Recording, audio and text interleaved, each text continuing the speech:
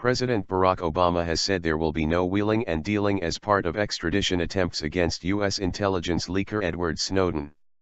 Speaking on a visit to the West African nation of Senegal, Mr. Obama said the case would be handled through routine legal channels. "I am not going to be scrambling jets to get a 29-year-old hacker," he added. Mr. Snowden, who faces espionage charges, flew to Moscow last weekend and requested asylum in Ecuador. Mr. Obama said on Thursday that he had not called China and Russia's presidents about the case, adding, "I shouldn't have to. Damage done." He told a news conference in the Senegalese capital Dakar, "I'm not going to have one case of a suspect who we're trying to extradite suddenly being elevated to the point where I've got to start doing wheeling and dealing and trading on a whole host of other issues." He added, "My continued expectation is that Russia or other countries that have talked about potentially providing Mr. Snowden asylum recognize that they are a part of an international community and they should be abiding by international law." Mr. Snowden's case has caused a diplomatic spat, with the U.S. accusing Russia and China of helping him, which both nations deny. Mr. Obama said the leak highlighted significant vulnerabilities at the National Security Agency, the U.S. electronic spying organization where Mr. Snowden worked as a contractor until last month. "In terms of U.S. interests, the damage was done with respect to the initial leaks," he said. Pressures or threats.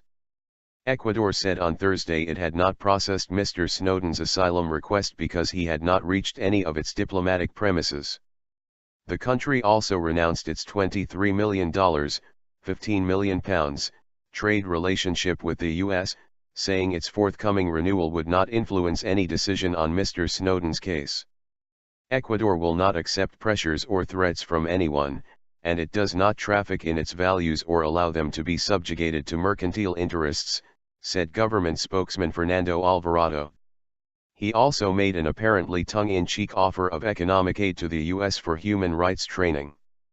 The remarks come a day after the chairman of the U.S. Senate Foreign Relations Committee, Robert Menendez, suggested punishing Ecuador economically if it offered asylum to Mr. Snowden. Hypocritical. The American is wanted for leaking to media that the U.S. is systematically seizing vast amounts of phone and web data under a surveillance program known as PRISM. Senate Intelligence Committee Chairwoman Dianne Feinstein has said Mr. Snowden could have up to 200 more sensitive documents with him.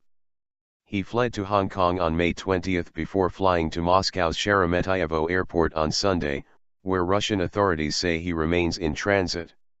Hong Kong officials said Mr. Snowden had been allowed out of the territory because of a mistake in the middle name given on U.S. arrest documents. But the U.S. Justice Department dismissed that as a pretext for not acting.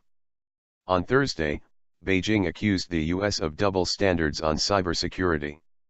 China's defense ministry said the PRISM program has revealed the concerned country's true face and hypocritical behavior. Although Russia has no extradition treaty with the U.S., Washington says it wants Moscow to extradite Mr. Snowden without delay. Russia denies reports its secret police have questioned Mr. Snowden, now 30, whose U.S. passport has been revoked. Venezuela has also said it would consider an asylum application from him.